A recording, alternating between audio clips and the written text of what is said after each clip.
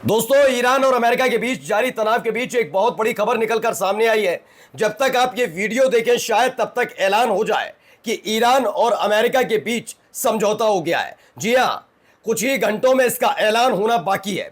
ये खबर कहां से निकली? क्योंकि ये पूरा मसला निकल कर आया था कि 2 बार ड्राफ्ट तैयार हुआ और दोनों बार खारिज किया गया। तीसरी बार आखिरी ड्राफ्ट भेजा गया था ईरान की तरफ से अमेरिका को, जिसे कूड़ा, जी हां, कूड़ा शब्द का इस्तेमाल ट्रंप ने किया था। लेकिन आखिरकार ऐसा क्या हुआ? चीन जाने के बाद उनके तेवर बदल गए।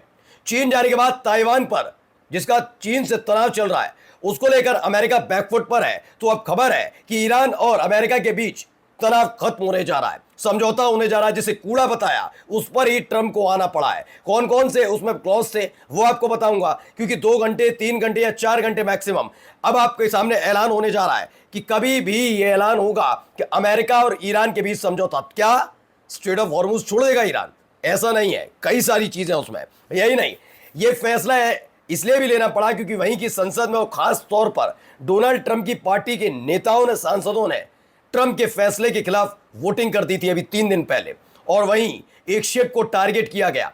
यह शिप था अमेरिका का, लेकिन थाई फ्लैग लगाकर वहां से गुजरना चाहता था, लेकिन फूंक दिया ईरान ने। और यही ने एक प्लेन पर भी अटैक की खबर थी, जिसके बाद अमेरिका इस बात को लेकर बहुत ज्यादा बेचैन था। और दिखाऊंगा, कल तलक जॉर्जिया मेलोनी, इटली की पीएम, मोदी जी से मिलती हैं। मोदी जी उन्हें मेलोडी देते हैं, झूम झूम कर गाते, और आर्थिक संकट के बीच मेलोडी खा रहे थे अंधभक्त। खा रहे थे, नहीं खा रहे थे। और जब पूछा गया यार ये कैसा आर्थिक संकट है, तो कह रहे हैं ये तो मेलोनी ने खुद ट्वीट किया है। तो मेलोनी ने एक और चीज ट्वीट की है। हिम्मत है किसी अंधभक्त में कि उतनी ही तेजी के साथ मेलोनी के उस ट्वीट का समर्थन करते हुए इजराइल के उस मंत्री, उस नफरती मंत्री के खिलाफ बोल पाए। नमस्कार, मैं हूं प्राज्वल गौतम और आप देख रहे हैं खबर चौक। सबसे पहले बड़ी खबर आपको दिखाने जा रहा हूं। ईरान आइज, ईरान की मिलिट्री की तरफ से ये एक बड़ी खबर निकलकर सामने आई है। ब्रेकिंग, एक final agreement between the US and Iran has been reached. Sources expect it to be announced within the next few hours. The agreement includes an end to attacks and the reopening of the Strait of Hormuz. This is extremely bullish for market. जी हाँ, बहुत बड़ी खबर है, निकलकर सामने आई है। अगर ऐसे हालात बने तो यकीनन बहुत सारी चीजें बदलेंगी। इसमें हिंदी में बता दूं, अमेरिका और ईरान के बीच अंतिम समझौता हो गया। ये चीन जाने के फौरन बाद, जैसे ही ट्रंप चीन पहुंचे थे, अभी पाकिस्तान के भी बनना था ना मध्यस्थ, नहीं हो पाया। अब जब चीन गए तो 2 बड़ी चीजें निकल कर आई। अभी थोड़ी देर पहले भी मैंने खबर दिखाई, ताइवान से हाथ खींच लिए पीछे। ताइवान से ट्रंप ने हाथ पीछे खींच लिए। क्यों खींच लिए? क्योंकि चीन गए थे। चीन में जाकर जो भी हुआ बातचीत, मेरा जो आकलन है वो कहते हैं कि आप मध्यस्थता चाहते हो तो पहले ये तमाशे बंद करिए जो ताइवान में करते हैं। ये हमारा निजी मामला है, जैसा कि आपने भी वेनेजुएला में किया। शायद यही बातचीत हुई कि जब आप वेनेजुएला में करो तो ठीक और हम करें तो गलत। ये नहीं, ये हमारा अपना पर्सनल मामला है, आप पीछे हटिए।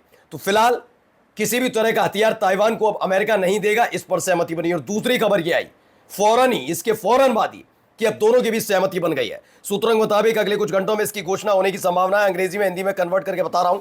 इस समझौते में हमलों को रोकना और स्ट्रेट ऑफ हॉर्मुज को फिर से खोलना शामिल होगा। अगर यह खबर सामने आएगी उसके बाद ये पॉजिटिव खबर है, और खासकर मार्केट के लिए, क्योंकि हर एक देश का, हमारा भारत का नहीं, अमेरिका का तो धुल गया, हमारा तो तब भी ठीक ठाक रहा, लेकिन अमेरिका का धुल गया मार्केट, उसके लिए एक बेहतर खबर हो सकती है।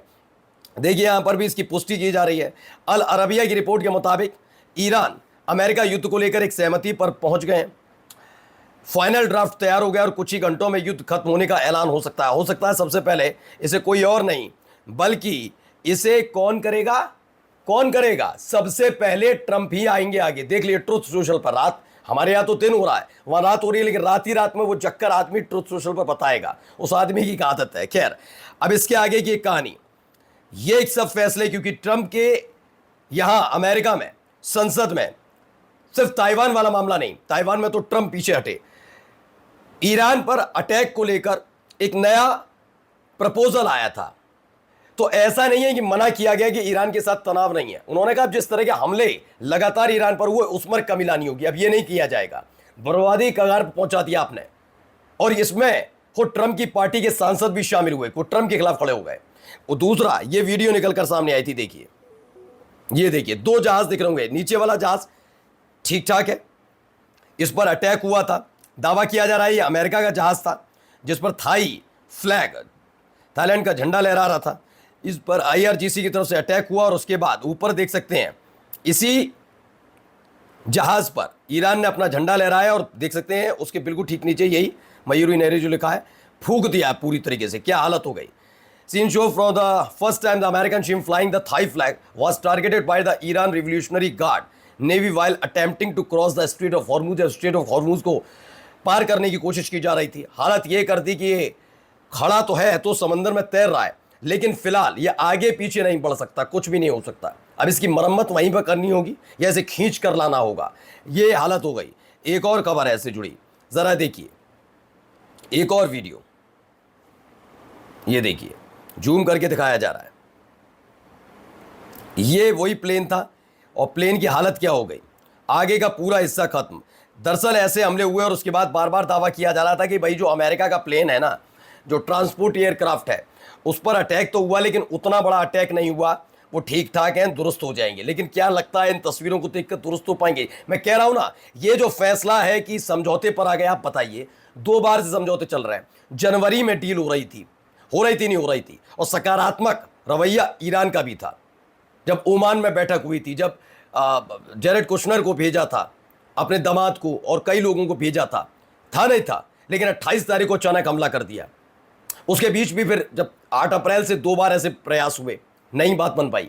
जब ईरान ने इस बार अपना आखिरी प्रपोजल भेजा कि आखिरी इसके बाद कुछ नहीं, उसे भी कूड़ा बताया था ट्रंप ने।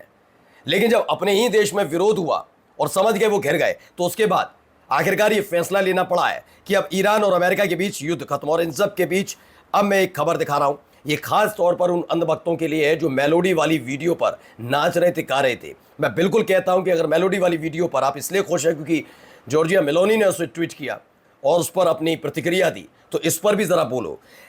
जो इमेज निकला, हमने अभी आपको दिखाया कि जब फ्लोटिला शिप ने गजा के लोगों को खाना पहुंचाने के लिए जा रहा था, फ्लोटिला शिप, तब इजराइल के सैनिकों ने उस पर कब्जा किया और उसके बाद के हालात आपके सामने थे, ठीक है ना, मारा पीटा किस तरह से। अब देखिए जॉर्जिया मेलोनी ने कहा इजरायली मंत्री बेन गुवेर की तस्वीरें ये स्वीकार नहीं की जाएंगी, एक्सेप्टेबल नहीं है, ये कतई एक्सेप्ट नहीं की जाएंगी। इन प्रदर्शनकारियों, जिनमें कई इतालवी यानी इटली के नागरिक भी शामिल हैं, के साथ ऐसा व्यवहार किया गया जो कि मानवीय गरिमा का उल्लंघन करता है। अंग्रेजी में, हिंदी में कर रहा हूँ। इटली की सरकार संबंधित इटली के नागरिकों की तत्काल रिहाई सुनिश्चित करने के लिए सर्वोच्च संस्था का स्तर पर अपने आवश्यक कदम उठा रही है। इटली इन प्रदर्शनकारियों के साथ किए गए व्यवहार और इटली की सरकार की स्पष्ट अनुरोधों को की घोर अवहेलना के लिए माफ़ी की मांग करता है कि माफ़ी मांगनी पड़ेगी नाक रगड़कर। और जिस तेज़ी के साथ, क्योंकि एक रिपोर्ट निकल कर आई थी कि नरेंद्र मोदी साहब ये जो इटली गए थे, इटली इसलिए नहीं गए थे कि वहाँ कोई बहुत बड़ी मदद लेकर आएंगे या कुछ बहुत बड़ा होने जा रहा है। दरअसल ये इसलिए गए थे क्योंकि 3 शिप भारत के इटली ने रोक लिए थे, क्योंकि उसमें कई ऐसे स्टील थे खासतौर पर जिसका इस्तेमाल हथियार बनाने के लिए किया जाता है, और ये इजराइल जा रहे थे, जिस पर इटली ने उस पर रोक लगाई थी, इसलिए वहाँ पर गए थे। अब सवाल ये है कि क्या इसके लिए भी आप खड़े होंगे, क्योंकि नाक रगड़नी पड़ेगी अब नेतन्याहू के मंत्री को। नमस्कार।